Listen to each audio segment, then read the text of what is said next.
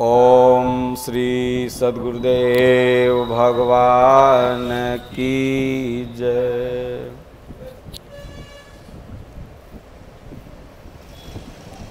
रामनवमी के शुभ अवसर पर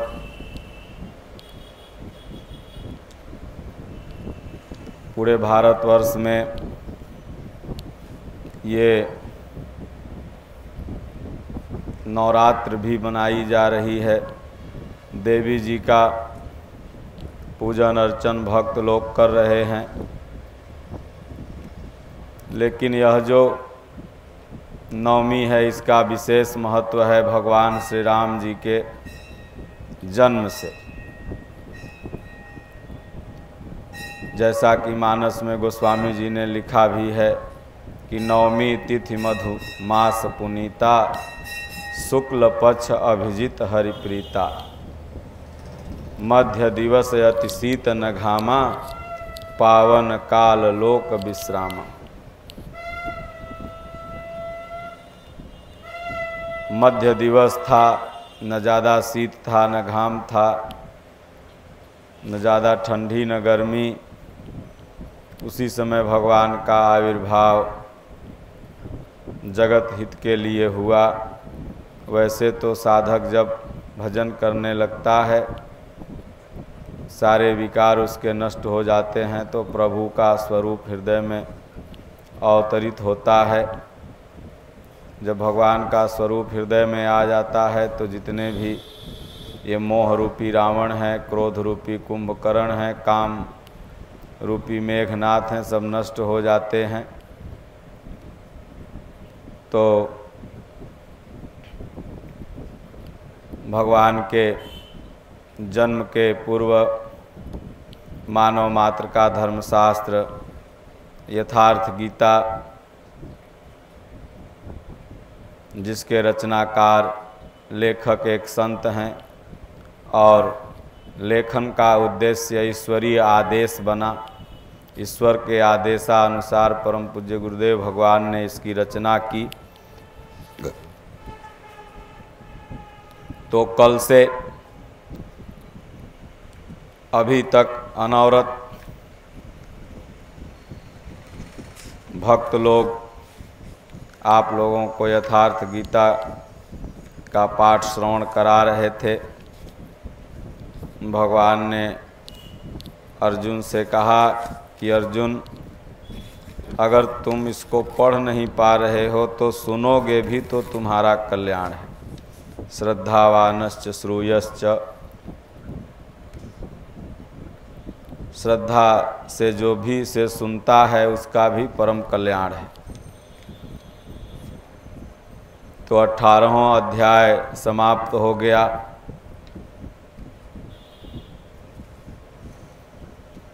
पूज्य गुरुदेव भगवान ने उसके बाद उपसम पूरे गीता का सारांश इसमें बताया है। तो आइए हम लोग यथार्थ गीता का उपसम श्रवण करें। कल सुंदर कांड का पाठ होगा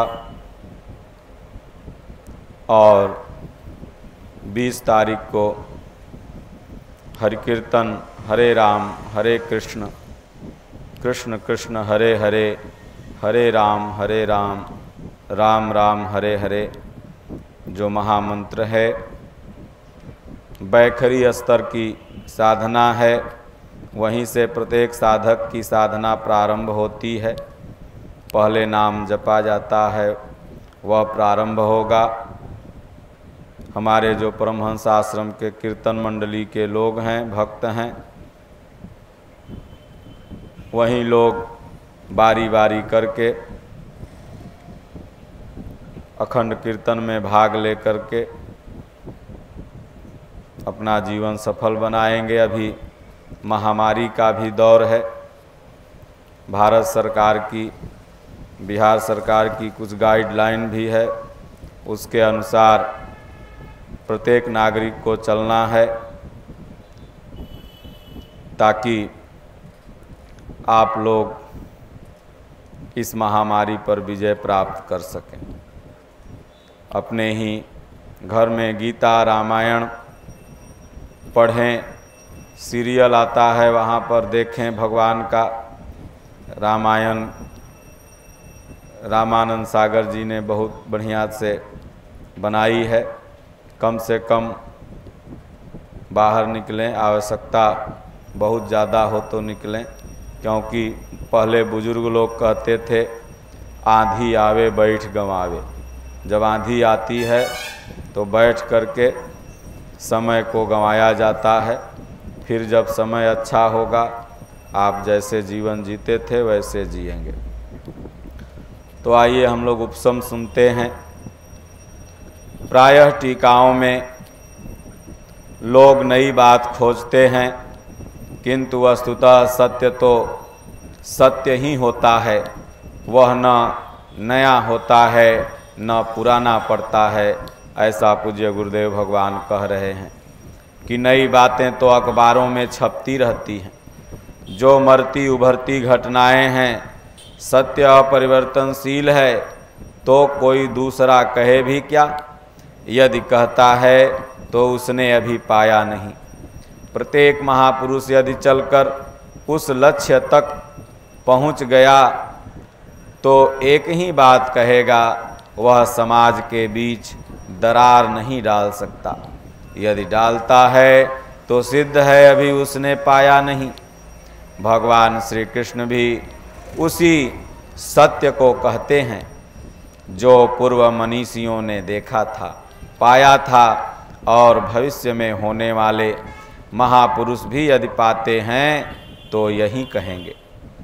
महापुरुष और उनकी कार्य प्रणाली। महापुरुष दुनिया में सत्य के नाम पर फैली और सत्य सी प्रतीत होने वाली कुरीतियों का समन करके कल्याण का पथ प्रशस्त कर देते हैं। यह पथ भी दुनिया में पहले से रहता है, किंतु उसी के समानांतर उसी की तरह भासने वाला अनेक पथ प्रचलित हो जाते हैं। उनमें से सत्य को छांटना कठिन हो जाता है। वस्तुतः सत्य क्या है? महापुरुष सत्य स्थित होने से उनमें सत्य की पहचान करते हैं, उसे निश्चित करते हैं और उस सत्य की ओर अभिमुख होने के लिए समाज को प्रेरित करते हैं। यही भगवान श्री राम ने किया, यही भगवान महावीर ने किया और यही महात्मा बुद्ध ने किया, यही ईसा मसीह जी ने किया और यही प्रयास मोहम्मद साहब ने किया। कबीर, गुरु नानक इत्यादि सबने यही किया। महापुरुष जब दुनिया से उठ जाता है तो पीछे के लोग उसके बताए मार्ग पर न चलकर उसके जन्मस्थल, मृत्यु स्थल और उन स्थलों को पूजने लगते हैं जो स्थान पर महापुरुष साधना किए थे, जहाँ वे गए थे। क्रमशः वे उनकी मूर्ति बनाकर पूजने लगते हैं। यद्यपि आरंभ में वे उनकी स्मृति को सजोते हैं, किंतु कालांतर में भ्रम में पड़ जाते हैं और वही भ्रम रूढ़ी का रूप ले लेता है। योगेश्वर भगवान श्री कृष्ण ने भी तत्सामयिक समाज में सत्य के नाम पर पनपे हुए रीति रिवाजों का खंडन करके समाज को प्रशस्त पथ पर खड़ा कर दिया। अध्याय 2 के 16वें श्लोक में उन्होंने कहा, अर्जुन, असत वस्तु का तो अस्तित्व नहीं है और सत का तीनों कालों में अभाव भी नहीं है। भगवान होने के कारण, मुन्ना सिंह को बुला लो, यह मैं अपनी ओर से नहीं कह रहा हूँ, बल्कि इनका अंतर तत्वदर्शियों ने देखा है और वही मैं कहने जा रहा हूँ। 13वें अध्याय में उन्होंने क्षेत्रज्ञ का वर्णन उसी प्रकार किया जो ऋषि भी बहुधा गीतम ऋषियों द्वारा प्रायः गा चुका था। 18वें अध्याय में त्याग और संन्यास का तत्व बताते हुए उन्होंने 4 मतों में से एक का चयन किया और उसे अपना समर्थन दिया। संन्यास क्या है? श्री कृष्ण काल में अग्नि को न छूने वाले तथा चिंतन का भी त्याग करके अपने को योगी सन्यासी कहलाने वालों का संप्रदाय भी पनप रहा था। इसका खंडन करते हुए उन्होंने स्पष्ट किया कि ज्ञान मार्ग तथा भक्ति मार्ग दोनों में से किसी भी मार्ग के अनुसार कर्म को त्यागने का विधान नहीं है। कर्म तो करना ही होगा। कर्म करते करते साधना इतनी सूक्ष्म हो जाती है कि सर्व संकल्पों का अभाव हो जाता है। वह पूर्ण संन्यास है। बीच रास्ते में संन्यास नाम की कोई वस्तु नहीं। केवल क्रियाओं को त्याग देने से तथा अग्नि न छूने से न तो कोई सन्यासी होता है और न ही योगी, जिसे अध्याय 2, 3, 5, 6 और विशेषकर 18 में देखा जा सकता है। कर्म, ऐसी ही भ्रांति कर्म के संबंध में भी मिलती है। अध्याय 2 के 39वें श्लोक में भगवान ने बताया, अर्जुन, अब तक यह बुद्धि तेरे लिए सांख्य योग के विषय में कही गई और अब इसी को तू निष्काम कर्म के विषय में सुन। इससे युक्त होकर तू कर्मों के बंधन का अच्छी तरह नाश कर सकेगा। इसका थोड़ा भी आचरण जन्म मरण के महान भय से उद्धार करने वाला होता है। इस प्रकार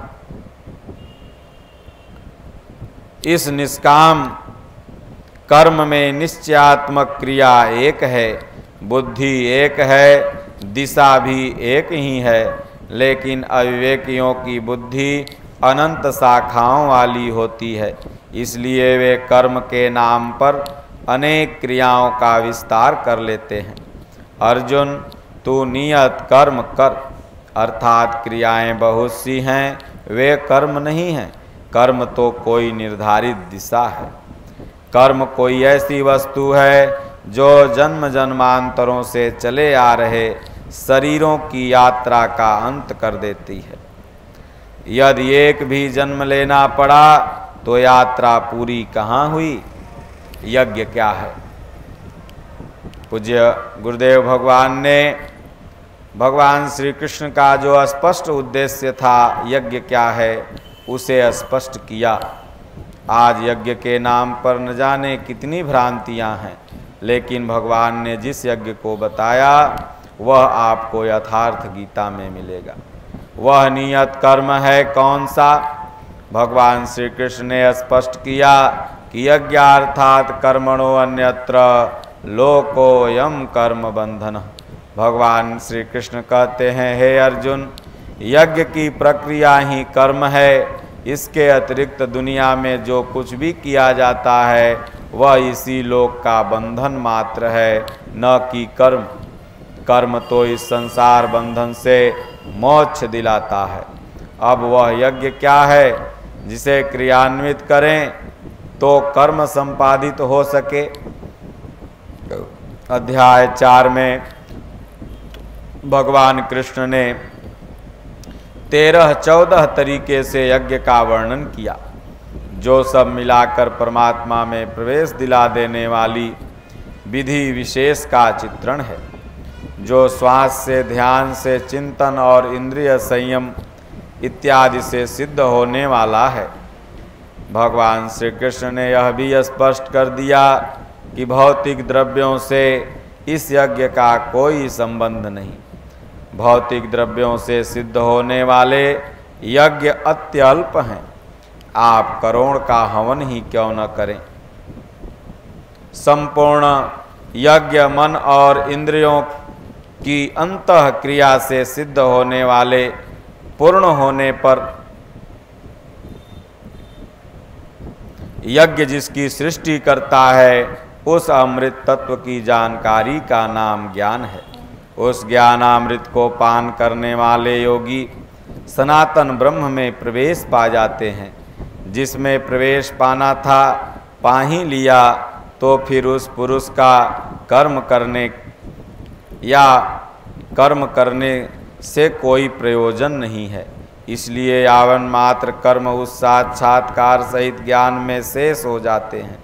कर्म करने के बंधन से वह मुक्त हो जाता है। इस प्रकार निर्धारित यज्ञ को कार्य रूप देना ही कर्म है।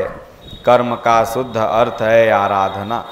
इस नियत कर्म, यथार्थ कर्म अथवा तदर्थ कर्म के अतिरिक्त गीता में अन्य कोई कर्म नहीं है। इसी पर भगवान श्री कृष्ण ने स्थान स्थान पर बल दिया। अध्याय 6 में इसी को उन्होंने कार्यम कर्म कहा।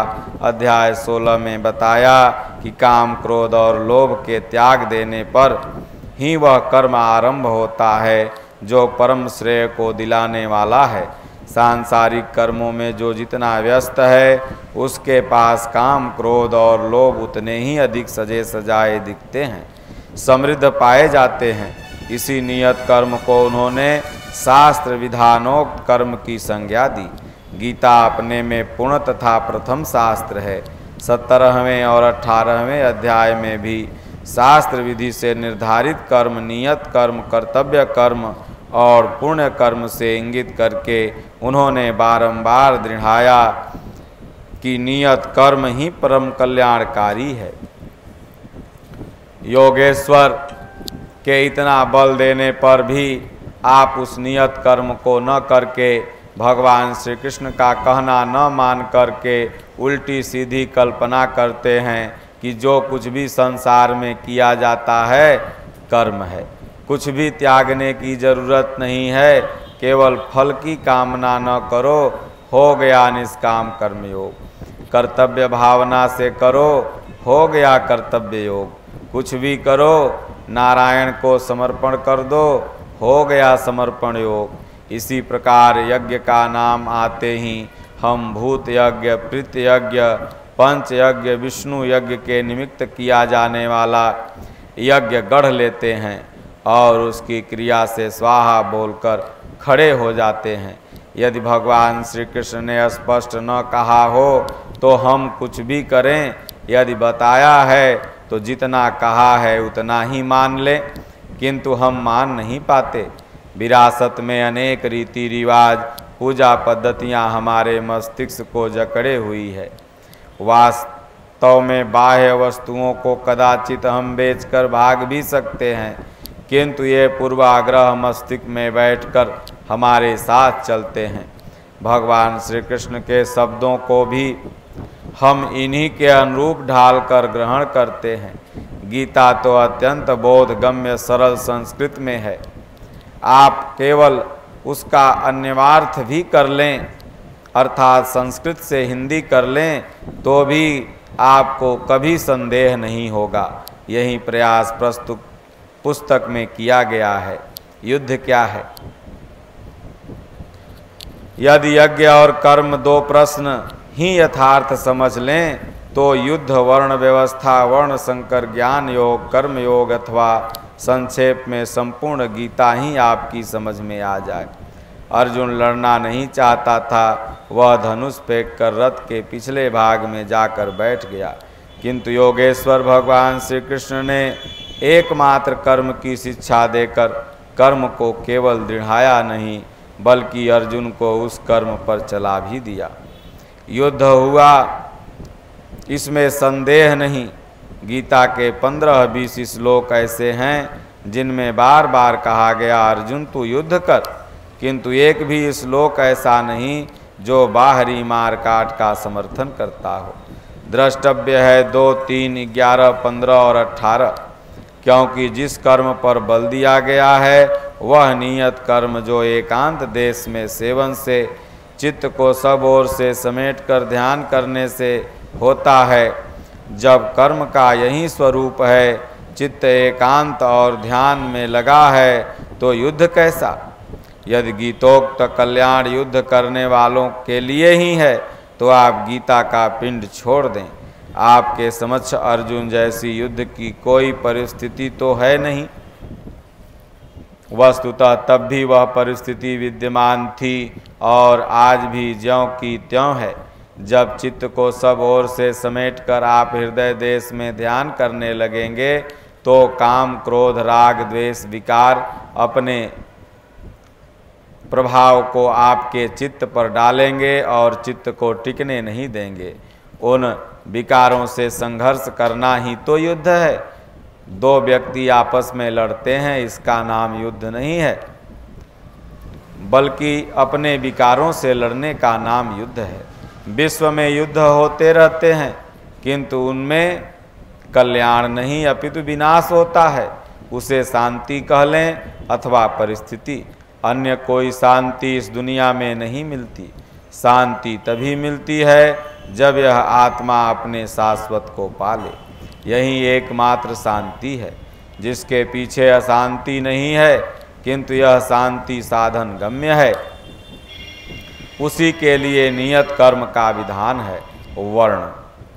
उस कर्म को ही 4 वर्णों में बांटा गया है।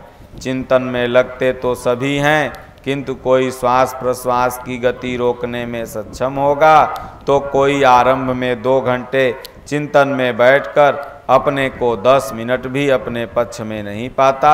ऐसी स्थिति वाला अल्पज्ञ साधक शूद्र की श्रेणी का है। वह अपनी स्वाभाविक क्षमता के अनुसार परिचर्या से ही कर्म आरंभ करे। क्रमशः वैश्य, क्षत्रिय और विप्र श्रेणी का स्वभाव उसकी क्षमता में ढलता जाएगा, वह उन्नत होता जाएगा। किंतु वह ब्राह्मण श्रेणी दोषयुक्त है, क्योंकि अभी वह ब्रह्म अलग है। ब्रह्म में प्रवेश पा जाने पर वह ब्राह्मण भी नहीं रह जाता। वर्ण का अर्थ है आकृति। यह शरीर आपकी आकृति नहीं है।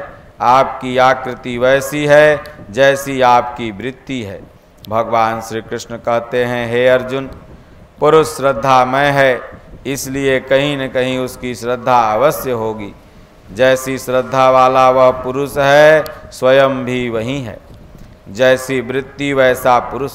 वर्ण कर्म की क्षमता का आंतरिक मापदंड है, किंतु लोगों ने नियत कर्म छोड़कर बाहर समाज में जन्म के आधार पर जातियों को वर्ण मानकर उनकी जीविका निश्चित कर दी, जो एक सामाजिक व्यवस्था मात्र थी। वे कर्म के यथार्थ रूप को तोड़ते मरोड़ते हैं, जिससे उनकी खोखली सामाजिक मर्यादा और जीविका को ठेस न लगे। कालांतर में वर्ण का निर्धारण केवल जन्म से होने लगा। ऐसा कुछ नहीं है। भगवान श्री कृष्ण ने कहा, 4 वर्णों की सृष्टि मैंने की है। क्या भारत से बाहर सृष्टि नहीं है? अन्यत्र तो इन जातियों का अस्तित्व ही नहीं है। भारत में इनके अंतर्गत लाखों जातियां उपजातियां हैं। भगवान श्री कृष्ण ने क्या मनुष्यों को बांटा? तो नहीं। भगवान ने कहा, गुण कर्म विभाग स। गुण के आधार पर कर्म बांटे गए। कर्माणि प्रविभक्तानि। कर्म बांटा गया, कर्म समझ में आ गया तो वर्ण समझ में आ जाएगा।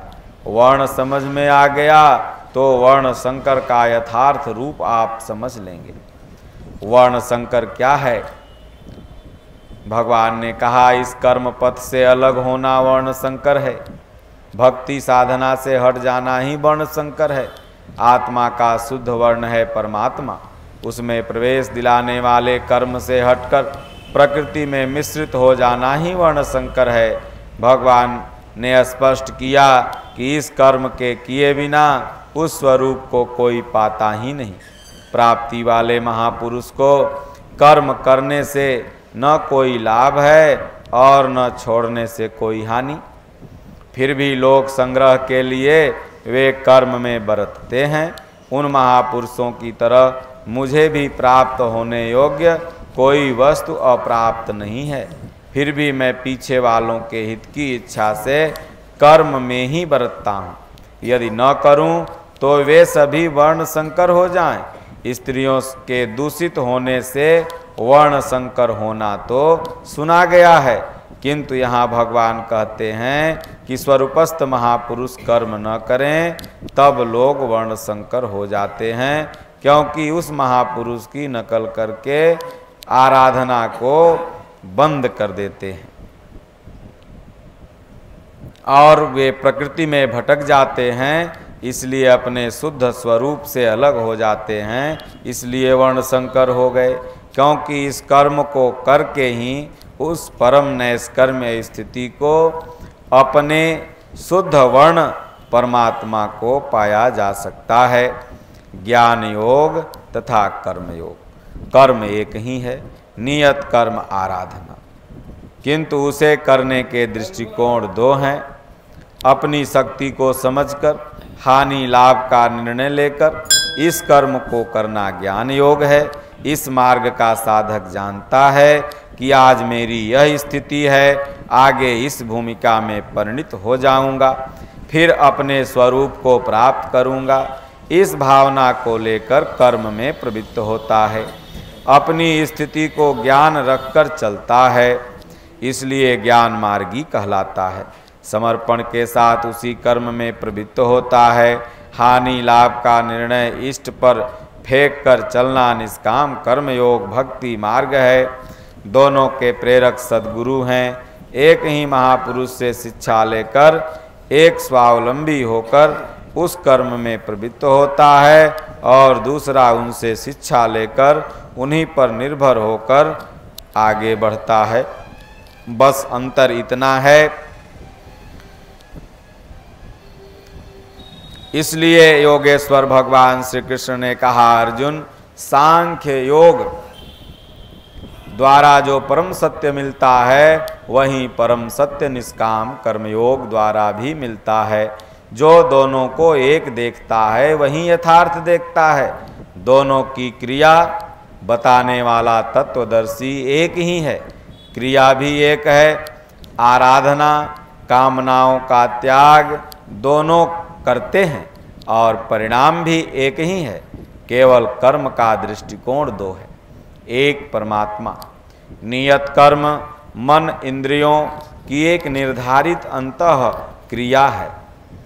जब कर्म का यही स्वरूप है तो बाहर मंदिर मस्जिद चर्च बनाकर देवी देवताओं की मूर्ति या प्रतीक पूजना कहाँ तक संगत है। भारत में हिंदू कहलाने वाला समाज अर्थात वस्तुतः वे सनातन धर्मी हैं। उनके पूर्वजों ने परम सत्य की शोध करके देश विदेश में प्रचार किया। उस पथ पर चलने वाला विश्व में कहीं भी है, सनातन धर्मी है। इतना गौरवशाली हिंदू समाज कामनाओं के विवश होकर विविध भ्रांतियों में पड़ गया। भगवान श्री कृष्ण कहते हैं, अर्जुन, देवताओं के स्थान पर देवता नाम की कोई शक्ति नहीं। जहाँ कहीं भी मनुष्य अपनी श्रद्धा और भक्ति को झुकाता है, अपनी भावना को लगाता है, उसकी ओट में खड़ा होकर के भगवान श्री कृष्ण कहते हैं, मैं ही फल देता हूँ, उसकी श्रद्धा को पुष्ट करता हूँ। क्योंकि भगवान सर्वत्र हैं, किंतु उनका वह पूजन अविधि पूर्वक है, उसका वह फल नाशवान है। कामनाओं से जिनका ज्ञान अपहरित कर लिया गया है, वे मूढ़ बुद्धि अन्य जगह अपनी आस्था को भटकाते हैं, एक परमात्मा को छोड़कर। सात्विक लोग देवताओं को पूजते हैं, राक्षसी यक्ष राक्षसों को तथा तामसी भूत प्रेतों को पूजते हैं, घोर तप करते हैं। किंतु अर्जुन, वे शरीर में स्थित मुझ भूत समुदाय और अंतःकरण में स्थित मुझ भूत परमात्मा को कृष्ण करते हैं, न कि पूजते हैं। उन्हें निश्चित ही तू आसुरी स्वभाव से संयुक्त हुआ जान। इससे अधिक भगवान क्या कहते। उन्होंने स्पष्ट कहा, अर्जुन, ईश्वर सभी प्राणियों के हृदय देश में रहता है, केवल उसी की शरण जाओ।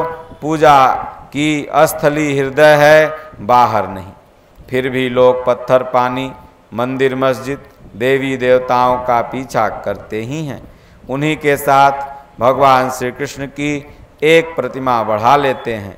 भगवान श्री कृष्ण की साधना पर बल देने वाले तथा जीवन भर मूर्ति पूजा का खंडन करने वाले बुद्ध की भी मूर्ति उनके अनुयायियों ने बना ली और लगे पूजा करने, दीप दिखाने, जबकि बुद्ध ने कहा आनंद तथागत की शरीर पूजा में समय नष्ट न करना। मंदिर, मस्जिद, चर्च, तीर्थ मूर्तियों तथा स्मारकों से पूर्ववर्ती महापुरुषों की स्मृतियां सजोई जाती है, जिससे उनकी उपलब्धियों का निरंतर स्मरण होता रहे। महापुरुषों में स्त्री पुरुष सभी होते आए हैं। जनक जी की कन्या माता सीता पिछले जन्म में एक ब्राह्मण की कन्या थी। अपने पिता के प्रेरणा से परब्रह्म को पाने के लिए उसने तपस्या की, किंतु वह तपस्या में सफल न हो सकी। दूसरे जन्म में उसने राम को प्राप्त किया और चिन्मय अविनाशी आदि शक्ति के रूप में प्रतिष्ठित हुई। ठीक इसी प्रकार राजकुल में उत्पन्न माता मीरा में परमात्मा की भक्ति का प्रस्फुटन हुआ। सब कुछ छोड़कर वह भगवान के चिंतन में लग गई। व्यवधानों को झेला और सफल रही। इनकी स्मृति सजोने के लिए मंदिर बने, स्मारक बने, ताकि समाज उनके उपदेशों में अनुप्राणित हो सके। मीरा जी, सीता जी अथवा इस पक्ष का शोधकर्ता प्रत्येक महापुरुष हमारा आदर्श है।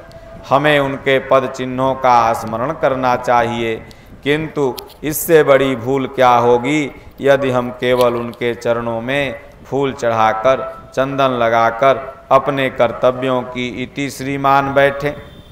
प्रायः जो जिनका आदर्श होता है उसका मूर्ति चित्र खड़ाऊं, उसका स्थान अथवा उससे संदर्भित कुछ भी देखने सुनने पर मन में श्रद्धा उमड़ आती है। यह उचित ही है। हम भी अपने गुरुदेव भगवान के चित्र को कूड़े में नहीं फेंक सकते, क्योंकि वे हमारे आदर्श हैं। उन्हीं की प्रेरणा तथा कथना अनुसार हमें चलना है। जो स्वरूप उनका है, क्रमशः उसकी प्राप्ति हमारा भी अभिष्ट है और यही उनका यथार्थ पूजन है। यहाँ तक तो ठीक है कि जो वस्तुतः आदर्श हैं उनका निरादर न करें, किंतु उन पर पुत्र, पत्र, पुष्प, फल को ही भक्ति मान बैठने से, उतने को ही कल्याण साधन मान लेने से हम लक्ष्य से बहुत दूर भटक जाएंगे। अपने आदर्शों के उपदेशों को हृदयगम करने तथा उस पर चलने की प्रेरणा ग्रहण करने के लिए ही स्मारकों का उपयोग है। चाहे उसे आश्रम, मंदिर, मस्जिद, चर्च, मठ, विहार, गुरुद्वारा या कुछ भी नाम दे लें, बशर्ते उन केंद्रों का संबंध धर्म से हो। तो जिसकी प्रतिमा है उसने क्या किया और क्या पाया, कैसे तपस्या की, कैसे प्राप्त किया, केवल इतना ही सीखने के लिए हम वहाँ पहुँचते हैं और पहुँचना भी चाहिए। किंतु यदि इन स्थानों पर महापुरुषों के पद चिन्ह नहीं बताए गए, करके नहीं दिखलाए गए, कल्याण की व्यवस्था नहीं मिली, तो वह स्थान गलत है। वहाँ आपको केवल रूढ़ी ही मिलेगी। वहाँ जाने में आपका नुकसान ही है। व्यक्तिगत रूप से घर घर, गली गली जाकर उपदेश पहुँचाने की अपेक्षा सामूहिक उपदेश केंद्रों के रूप में इन धार्मिक संस्थानों की स्थापना की गई थी।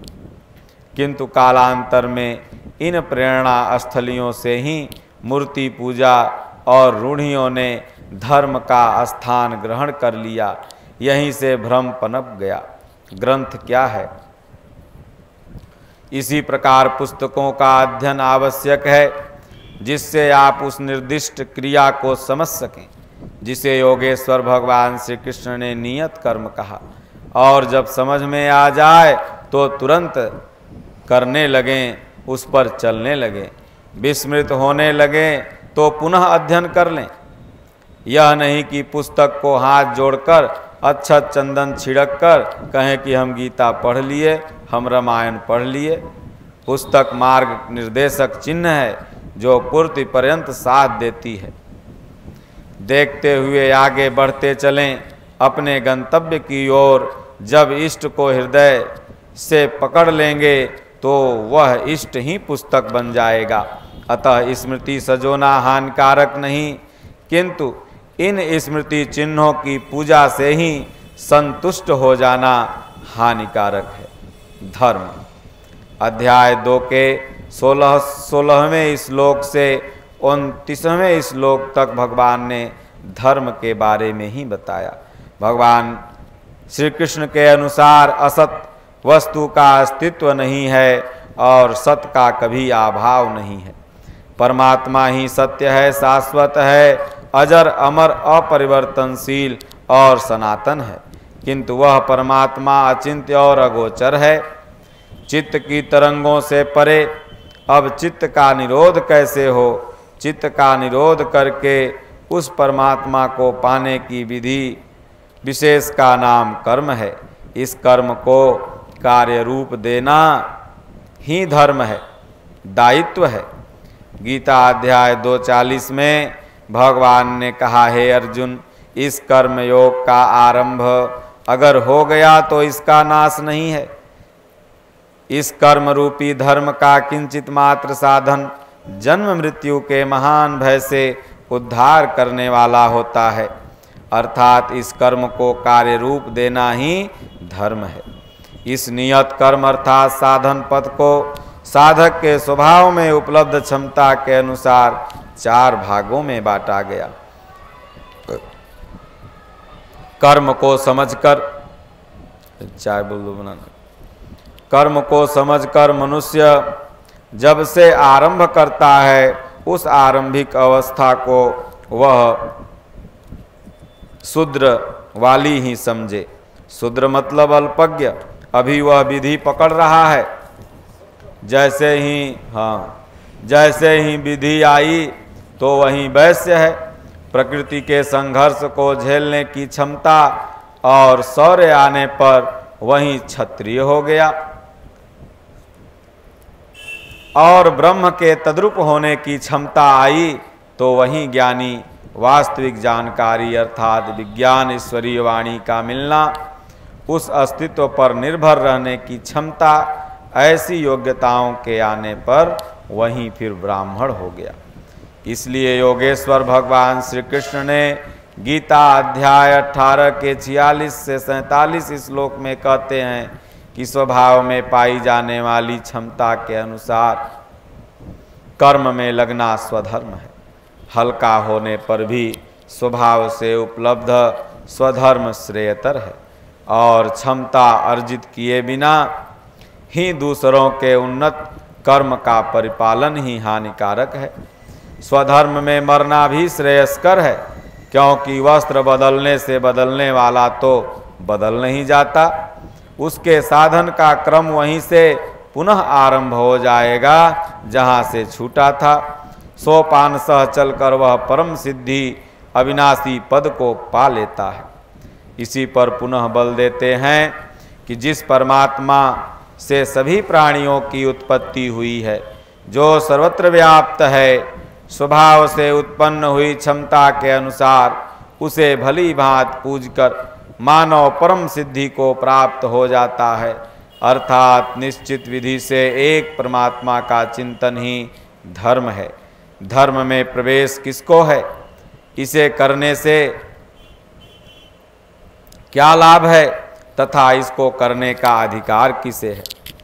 इसे स्पष्ट करते हुए योगेश्वर भगवान ने बताया कि अर्जुन, अत्यंत दुराचारी भी यदि अनन्य भाव से मुझे भजता है, अनन्य अर्थात अन्य न मुझे छोड़कर अन्य किसी को न भजकर केवल मुझे भजता है, तो वह क्षिप्रम भवति धर्मात्मा, वह शीघ्र ही धर्मात्मा हो जाता है।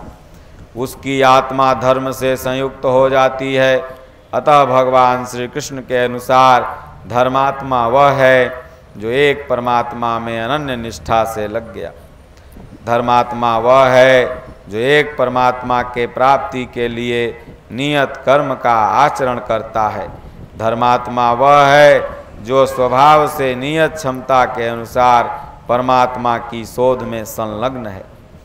अंत में कहते हैं भगवान कि सर्वधर्मान परित्यज्य मामेकं शरणं व्रज अहम त्वाम सर्व पापेभ्यो मोक्षयिष्यामि मा शुचः।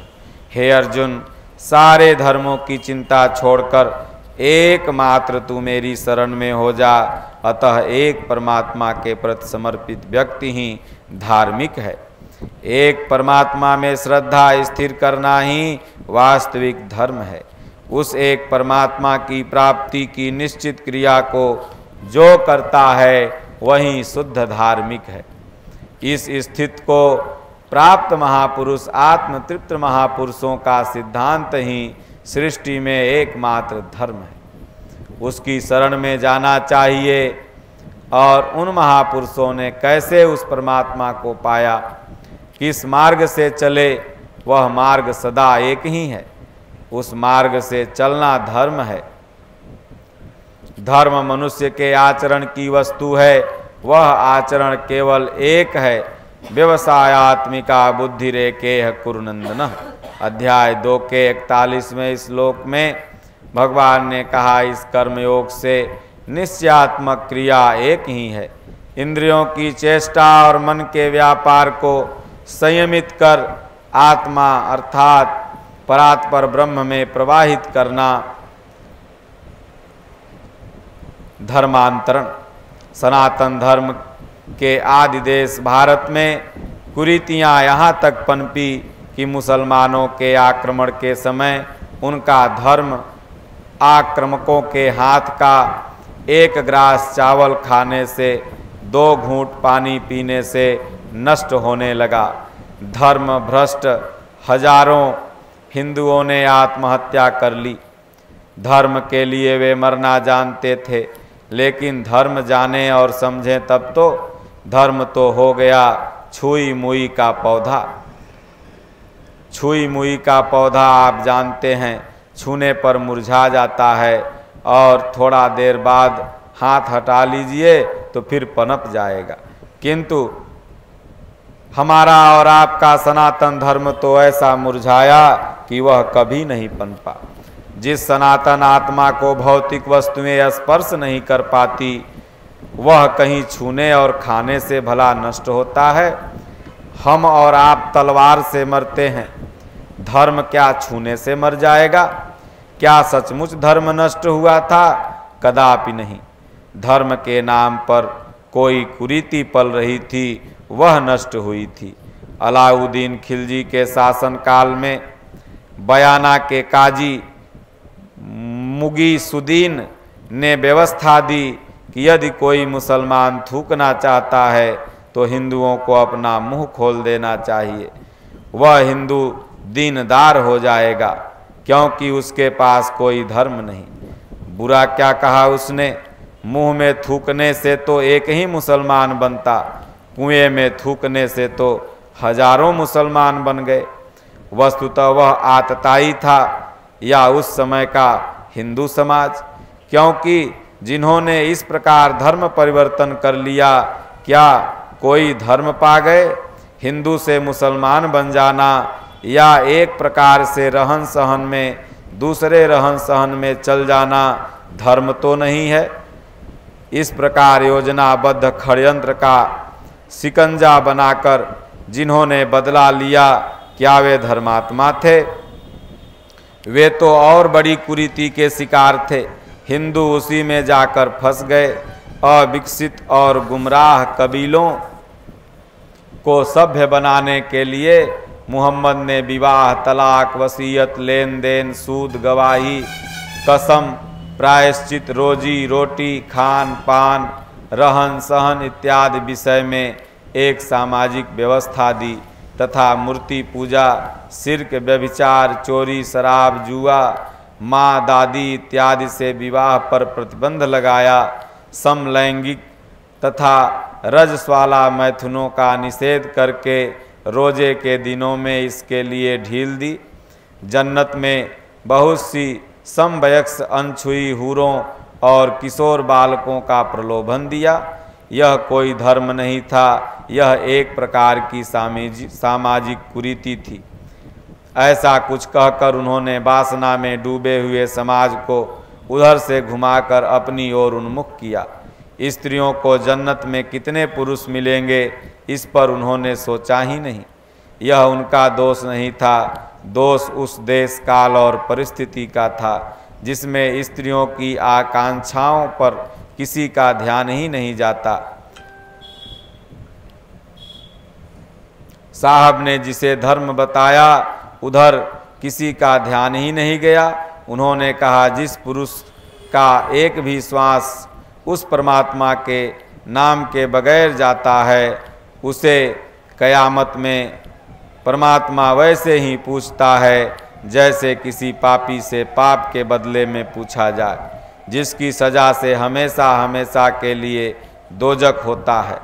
कितने सच्चे मुसलमान हैं जिनका एक भी श्वास खाली न जाता हो, करोड़ों में कदाचित एक हों, बाकी शेष सभी के श्वास खाली जाते हैं।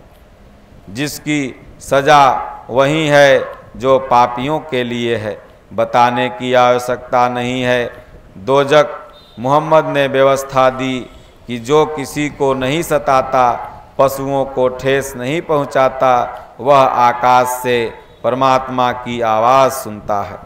यह सभी स्थानों के लिए, किंतु पीछे वालों ने एक रास्ता निकाल लिया कि मक्का में और मंदिर में पाप नहीं करना चाहिए, बाकी सब जगह करो। उस मस्जिद में किसी पशु को नहीं मारना चाहिए, वहाँ किसी को ठेस नहीं पहुँचानी चाहिए, और घूम फिर कर उसी दायरे में खड़े हो गए। गृहस्थों का अधिकार।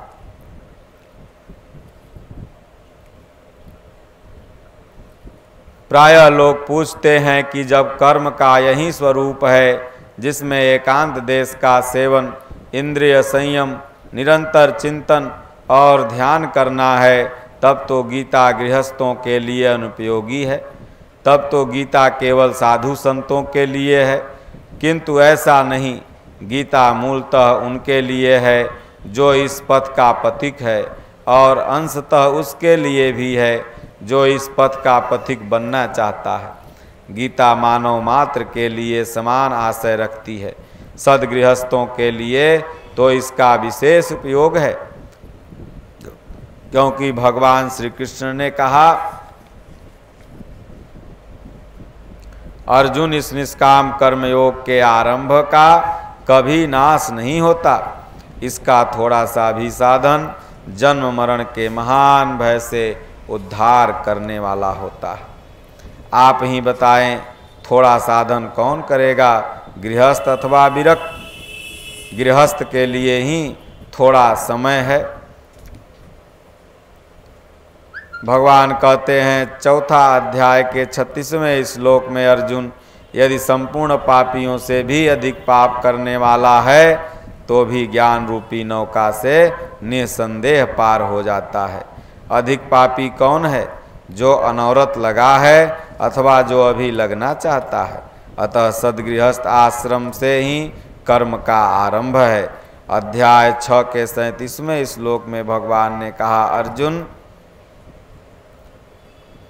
अर्जुन के पूछने पर भगवान ने कहा कि शिथिल प्रयत्न वाला श्रद्धावान पुरुष परम गति को न पाकर किस दुर्गति को प्राप्त होता है। तो भगवान कहते हैं कि अर्जुन, योग से चलायमान हुए शिथिल प्रयत्न वाले पुरुष का कभी विनाश नहीं होता। वह योग भ्रष्ट श्रीमानों, शुचिमान, शुद्ध सत्य आचरण वाले ही श्रीमान हैं। उनके यहाँ जाके जन्म लेता है, योगी कुल में प्रवेश पा जाता है, साधन की ओर आकर्षित होता है और अनेक जन्मों में चलकर वहीं पहुँच जाता है जिसका नाम परम गति अर्थात परम धाम है। यह शिथिल प्रयत्न कौन करता है? योग भ्रष्ट होकर वह कहाँ जन्म लेता है? गृहस्थ ही तो बना, वहीं से वह साधन उन्मुख होता है। अध्याय 9 के 30वें श्लोक में कहा, अत्यंत दुराचारी भी अनन्य भाव से मुझे भजने लगे तो वह साधु है, क्योंकि वह निश्चय करके लग गया। अत्यंत दुराचारी कौन है? जो भजन में प्रवृत्त हो गया अथवा वह जिसने अभी आरंभ ही नहीं किया। अध्याय 9 के 32वें श्लोक में भगवान ने कहा, स्त्री वैश्य शूद्र और पाप योनि वाला ही क्यों न हो, मेरे आश्रित होकर साधन करने से परम गति पाता है। हिंदू हो, ईसाई हो, मुसलमान हो, भगवान श्री कृष्ण ऐसा कुछ भी नहीं कहते। वो कह रहे हैं अत्यंत दुराचारी पातकी ही क्यों न हो, मेरी शरण होकर परम गति पाता है। अतः गीता मानव मात्र के लिए है। सदगृहस्थ आश्रम से ही इस कर्म का आरंभ है। क्रमशः वहीं सदगृहस्थ योगी बनता है, पूर्ण त्यागी हो जाता है और तत्व का दिग्दर्शन कर परम में प्रवेश पा जाता है। जिसे श्री कृष्ण भगवान ने कहा कि ज्ञानी मेरा ही स्वरूप है। स्त्री, गीता के अनुसार शरीर एक वस्त्र है। जैसे पुराने वस्त्र को त्याग कर मनुष्य नया वस्त्र शरीर धारण कर लेता है, ठीक इसी प्रकार भूतादिकों का स्वामी आत्मा इस शरीर रूपी वस्त्र को त्याग कर दूसरा शरीर रूपी वस्त्र धारण कर लेता है। आप पिंड रूप में स्त्री हों या पुरुष हों, ये वस्त्र के आकार हैं। संसार में पुरुष दो प्रकार के हैं, क्षर और अक्षर। समस्त प्राणियों का शरीर क्षर पुरुष अथवा परिवर्तनशील पुरुष है। मन सहित इंद्रियां जब कूटस्थ हो जाती हैं तो वही अक्षर पुरुष है, उसका कभी विनाश नहीं होता। यह भजन की अवस्था है।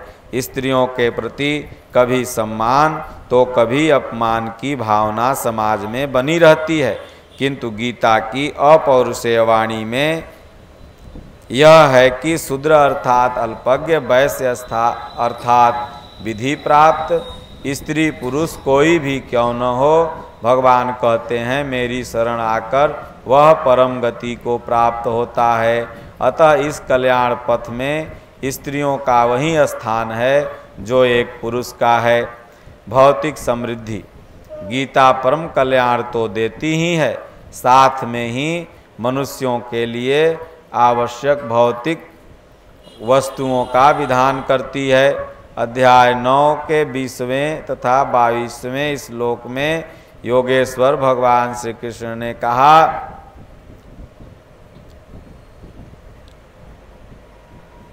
कि बहुत से लोग निर्धारित विधि से मुझे पूजकर बदले में स्वर्ग की कामना करते हैं। उन्हें विशाल स्वर्गलोक मिलता है, मैं देता हूँ।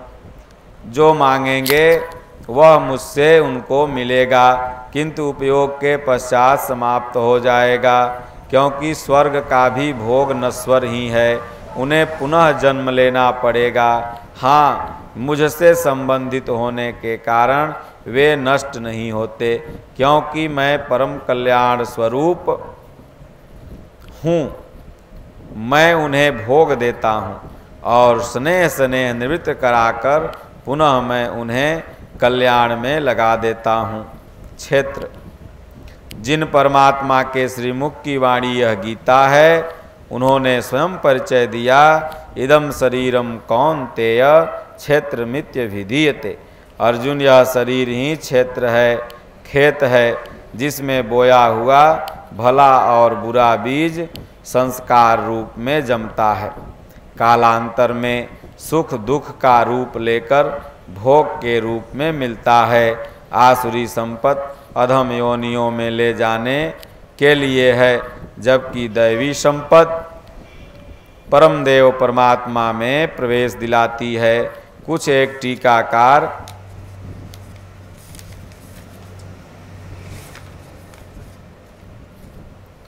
कहते हैं कि एक कुरुक्षेत्र बाहर है और दूसरा मन के भीतर। गीता का एक अर्थ बाहरी है और दूसरा भीतरी, लेकिन ऐसा कुछ नहीं। वक्ता एक बात कहता है, किंतु श्रोता अपनी बुद्धि के अनुरूप ही उसे पकड़ पाते हैं, इसलिए अनेक अर्थ प्रतीत होता है।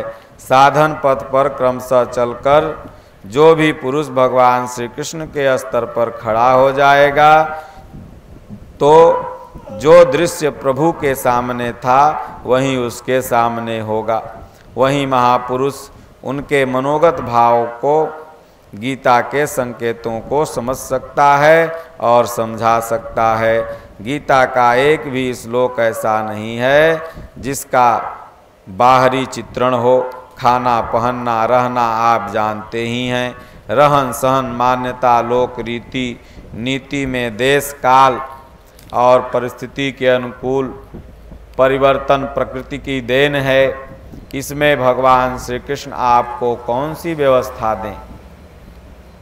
कहीं लड़कियों का बाहुल्य है तो बहुविवाह होते हैं, कहीं उनकी संख्या कम है तो कई भाइयों के बीच एक पत्नी रह लेती है। इसमें भगवान श्री कृष्ण कौन सी व्यवस्था दें। द्वितीय विश्व युद्ध के पश्चात जापान में जनसंख्या की कमी की समस्या बन गई तो 30 बच्चों को जन्म देने वाली एक महिला को मदरलैंड देश की माता की उपाधि से सम्मानित किया गया। वैदिक कालीन भारत में पहले 10 संतान उत्पन्न करने का विधान था, अब 1 या 2 बच्चे होते हैं अच्छे, ऐसा नारा लग रहा है। कदाचित वे भी न रहें तो देश के लिए चिंता का विषय नहीं बल्कि समस्या का ही हल होता है। भगवान श्री कृष्ण इसमें कौन सी व्यवस्था दें। श्रेय, काम, क्रोध, लोभ, मोह के कहीं स्कूल तो खुले ही नहीं, फिर भी इन विकारों में लड़के बड़े तथा सयानों से अधिक प्रवीण निकलते हैं। इसमें भगवान श्री कृष्ण क्या शिक्षा दें। यह सब तो प्रकृति द्वारा संचालित है। कभी वेद पढ़ाए जाते थे, धनुर्वेद गदा युद्ध सिखाया जाता था, आज इन्हें कौन सीखता है। आज तो पिस्टल चला रहे हैं। स्वचालित यंत्रों का युग है। कभी रथ चलाना सीखना पड़ता था, घोड़े की लीद फेंकनी पड़ती थी, आज मोटरों का तेल साफ किया जाता है। इसमें भगवान क्या बताएं। कह दें घोड़ों को ऐसे मलो, ऐसे नहलाओ, बाहर आपको कैसी व्यवस्था दें। पहले लोग स्वाहा बोलकर वर्षा कराने का आश्वासन देते थे, आज आधुनिक यंत्रों के द्वारा मनचाही फसल लेने लगे। योगेश्वर कहते हैं कि प्रकृति से उत्पन्न गुणों द्वारा परवश होकर मनुष्य परिस्थिति के अनुसार ढलता ही रहता है। गुण स्वतः उन्हें ढालने में सक्षम है। भौतिक शास्त्र, समाज शास्त्र, शिक्षा शास्त्र, अर्थशास्त्र, तर्कशास्त्र वह गढ़ता ही रहता है। एक ही वस्तु ऐसी है जो मनुष्य नहीं जानता, नहीं पहचानता, जो है उसी के पास किंतु उसे विस्मृत है, भूली हुई है। गीता सुनकर अर्जुन की वही स्मृति वापस आ गई थी। वह स्मृति है परमात्मा जो हृदय देश में होकर भी उससे बहुत दूर है। उसी को मनुष्य पाना चाहता है किंतु रास्ता नहीं पाता। केवल कल्याण पथ से ही मनुष्य अनभिज्ञ है। मोह का आवरण इतना घना है कि उधर सोचने का समय नहीं मिलता। उन महापुरुष ने आपके लिए समय दिया, उस कर्म को स्पष्ट किया जिसे करने का निर्देश गीता में है। गीता मुख्यतः यही देती है। भौतिक वस्तुएं भी उससे मिलती है किंतु श्रेय की तुलना में प्रेय नगण्य है। योग प्रदाता योगेश्वर भगवान श्री कृष्ण के अनुसार कल्याण पथ की जानकारी उसका साधन और उसकी प्राप्ति सद्गुरु से होती है। इधर उधर तीर्थों में बहुत भटकने या बहुत परिश्रम से वह तब तक नहीं मिलता जब तक किसी संत द्वारा प्राप्त न किया जाए। दे दो सबके। अध्याय 4 के 34वें में भगवान श्री कृष्ण ने कहा, अर्जुन तू किसी तत्वदर्शी महापुरुष के पास जाकर भली प्रकार दंड प्रणाम कर निष्कपट भाव से सेवा करके प्रश्न करके उस ज्ञान को प्राप्त कर। प्राप्ति का एकमात्र उपाय है किसी महापुरुष का सानिध्य और उनकी सेवा।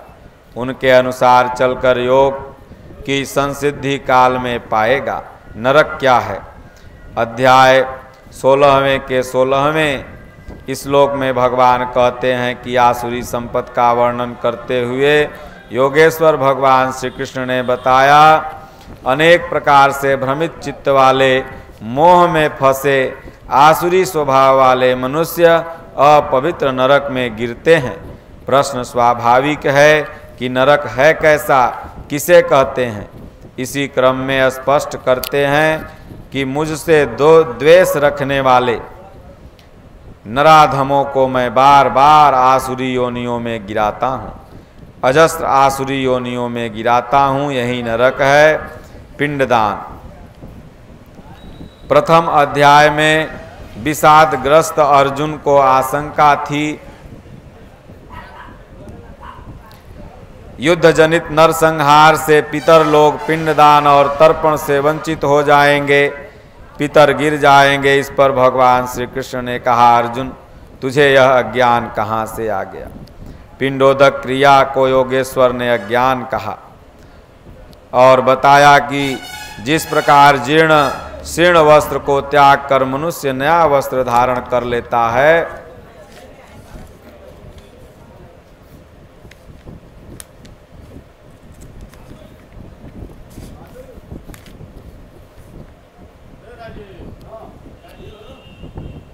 उसी को धारण कर लेता है, ठीक इसी प्रकार यह आत्मा भी जीर्ण शरीर को छोड़कर तत्काल शरीर रूपी नवीन वस्त्र को ग्रहण कर लेता है। यहाँ शरीर मात्र एक वस्त्र है। जब आत्मा में केवल वस्त्र बदला, वह मरा नहीं, नश्वर शरीर को ही बदला है।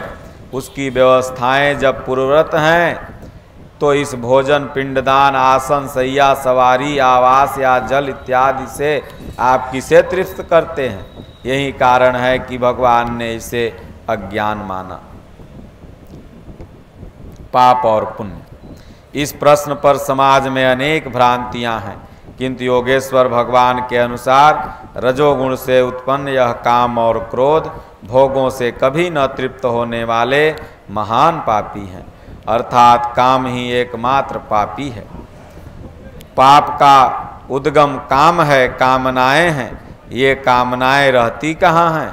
भगवान श्री कृष्ण ने बताया, इंद्रियां, मन और बुद्धि इसके वास स्थान कहे जाते हैं। जब विकार तन में नहीं मन में होते हैं तो शरीर धोने से क्या होगा। भगवान श्री कृष्ण के अनुसार इस मन की शुद्धि होती है नाम जप से, ध्यान से, समकालीन किसी तत्वदर्शी महापुरुष की सेवा से, उनके प्रति समर्पण से, जिसके लिए भगवान प्रोत्साहित करते हैं। तद विधि प्रणिपातेन परिप्रश्नेन सेवया, प्रश्न करके उस ज्ञान को प्राप्त करो ताकि सब पाप नष्ट हो जाएंगे। अध्याय 3 के 13वें श्लोक में उन्होंने कहा, यज्ञ से शेष बचे अन्न को खाने वाले संत जन संपूर्ण पापों से छूट जाते हैं, और जो शरीर के लिए कामना करते हैं वे पापी पाप खाते हैं। अर्थात जो भजन करते हैं वो पुण्यवान हैं।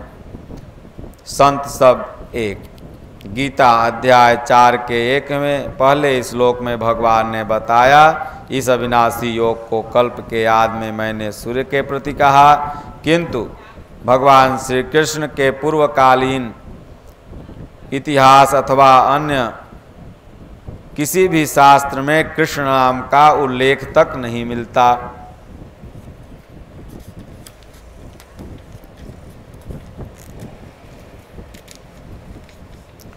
वास्तव में भगवान श्री कृष्ण एक पूर्ण योगेश्वर थे, एक अव्यक्त और अविनाशी भाव में स्थित थे। जब कभी परमात्मा से मिलने वाली क्रिया अर्थात योग का सूत्रपात किया गया तो इसी स्थिति वाले महापुरुषों ने किया, चाहे वह राम हो, चाहे ऋषि जरथुस्त्र हों। परवर्ती काल में जिन महापुरुषों ने इसका उपदेश किया, कहा चाहे जिसने हो, परंतु कहा भगवान श्री कृष्ण ने। अतः सभी महापुरुष एक हैं। वेद गीता में वेद का वर्णन बहुत आया है, किंतु कुल मिलकर वेद मार्ग निर्देशक माइलस्टोन चिन्ह मात्र हैं। मंजिल तक पहुंच जाने पर उस व्यक्ति के लिए उसका उपयोग समाप्त हो जाता है। अध्याय 2 के 45वें श्लोक में भगवान ने कहा, अर्जुन, वेद तीनों गुणों तक ही प्रकाश कर पाते हैं। तू वेदों के कार्य क्षेत्र से ऊपर उठ और मेरा भजन कर। सब ओर से परिपूर्ण स्वच्छ जलाशय को प्राप्त होने पर छोटे जलाशय से मनुष्य का जितना प्रयोजन रह जाता है, अच्छी प्रकार ब्रह्म के ज्ञाता महापुरुष अर्थात ब्राह्मण का वेदों से ही उतना प्रयोजन रह जाता है। ओम, भगवान श्री कृष्ण ओम का जप करने के लिए बल देते हैं। भगवान कहते हैं, ओमकार मैं हूँ, ओम के जप कर और चिंतन मेरा कर। भगवान 9वें अध्याय में भी कहते हैं, जानने योग्य पवित्र ओमकार मैं हूँ। 10वें अध्याय में भी भगवान ने कहा, अक्षरों में ओमकार मैं हूँ। फिर आगे 25वें श्लोक में भी कहते हैं, वचनों में अक्षर ओम मैं हूँ। ओम तत् और सत का ब्रह्म परिचायक है। यज्ञ दान और तप की क्रियाएं ओम से ही प्रारंभ होती है। अतः भगवान श्री कृष्ण के अनुसार ओम के जप का नितांत आवश्यक है।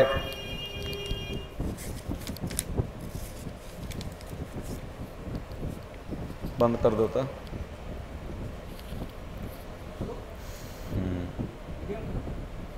बंद इधर से। गीतोक्त ज्ञान ही विशुद्ध मन स्मृति है। गीता आदि मानव महाराज मनु से पूर्व प्रकट हुई। इमं विवस्वते योगम प्रोक्तवाहनव्यम। अर्जुन, इस अविनाशी योग को मैंने कल्प के आदि में सूर्य से कहा तथा सूर्य ने मनु से कहा। मनु ने उसे श्रवण कर अपनी यादाश्त में धारण किया। क्योंकि श्रवण की गई वस्तु स्मृति में रखी जा सकती है, इसी से मनु ने राजा इक्ष्वाकु से कहा। इक्ष्वाकु से राजर्षियों ने जाना और इस महत्वपूर्ण काल से यह अविनाशी योग इसी पृथ्वी में लुप्त हो गया। आरंभ में कहने और श्रवण करने की परंपरा थी, लिखा भी जा सकता था, ऐसी कल्पना नहीं थी। मनु महाराज ने इसे मानसिक स्मृति में धारण किया तथा स्मृति की परंपरा दी। इसलिए गीतोक्त ज्ञान ही विशुद्ध मनु स्मृति है। भगवान श्री कृष्ण कहते हैं, अर्जुन, वही पुरातन योग मैं तेरे लिए कहने जा रहा हूँ। जब अर्जुन ने पूरी गीता सुनी, कहा, भगवान मेरा मोह नष्ट हो गया। नष्टो मोह स्मृति लब्धा तत्प्रसादात् मया च्युतः स्थितो अस्मिगत संदेह करिष्ये वचनम तव। भगवान मेरा मोह नष्ट हुआ, अब मैं स्मृति को प्राप्त हुआ। अब आप जैसा कहेंगे मैं वैसा ही करूँगा।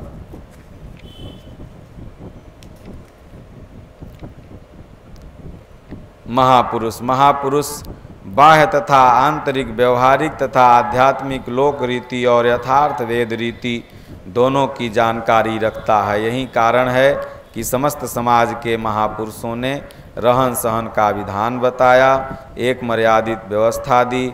वशिष्ठ, विश्वामित्र, स्वयं योगेश्वर, भगवान श्री कृष्ण, महावीर, स्वामी महात्मा बुद्ध, महात्मा मूसा, ईसा, मोहम्मद, रामदास, दयानंद, गुरु गोविंद सिंह जी इत्यादि सहस्त्रों महापुरुषों ने ऐसा किया, किंतु व्यवस्थाएं सामयिक होती हैं। पीड़ित समाज को भौतिक वस्तु प्रदान करना यथार्थ नहीं है। भौतिक उलझने क्षणिक हैं, शाश्वत नहीं हैं, इसलिए उनका हल भी तत्सामयिक है। व्यवस्था का सामाजिक विकृतियों को महापुरुष सुलझाया करते हैं। इन्हें न सुलझाया जाए तो ज्ञान वैराग्य जनित परम की साधना कौन सुनेगा।